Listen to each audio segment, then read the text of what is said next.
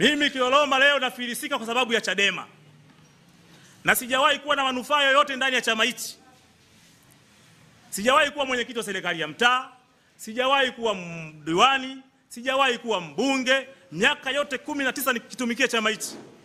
Nilikuwa natoa pesa yangu mfukoni kukijenga chama Temeke na Mbagara, tena kuanzia Kigamboni kipindi hicho. Kutoka Chamazi mpaka Pemba Mnazi. Ni umbali mrefu kweli kweli. Natumia gari yangu, naweka mafuta yangu, chama akinipi pesa yoyote.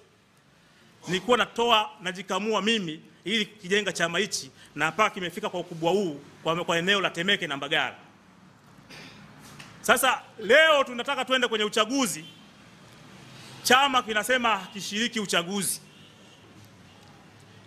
Tumeamua kukaa pembeni viongozi wa chama hichi, tukaona tukishauri chama ili kiingie kwenye uchaguzi na kisitumie hiyo slogan ya no reforms no election kuwalaghai wananchi kwamba uchaguzi hautokuwepo. Sisi tumekaa kwa uzoefu wetu, tukaunda kundi linaloitwa G55. Wale wote ambao tuna nia ya kugombea ubunge na udiwani, tukakishauri chama kiingie kwenye uchaguzi.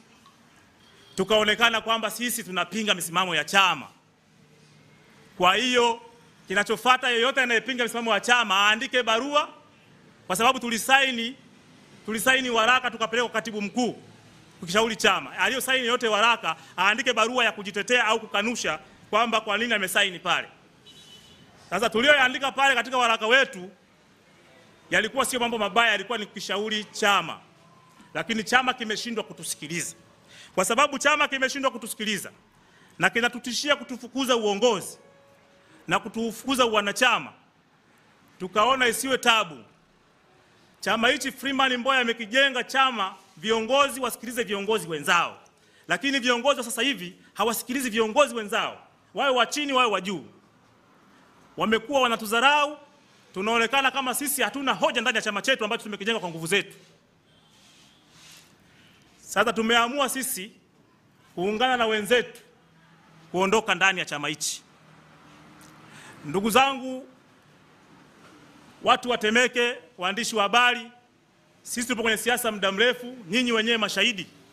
Unapowaambia watu wa ushiriki uchaguzi na unataka mabadiliko, serikali imeshindwa kuonyesha nia kuleta haya mabadiliko. Ni kweli tumeshiriki chaguzi mbalimbali, lakini chaguzi hizo zimekuwa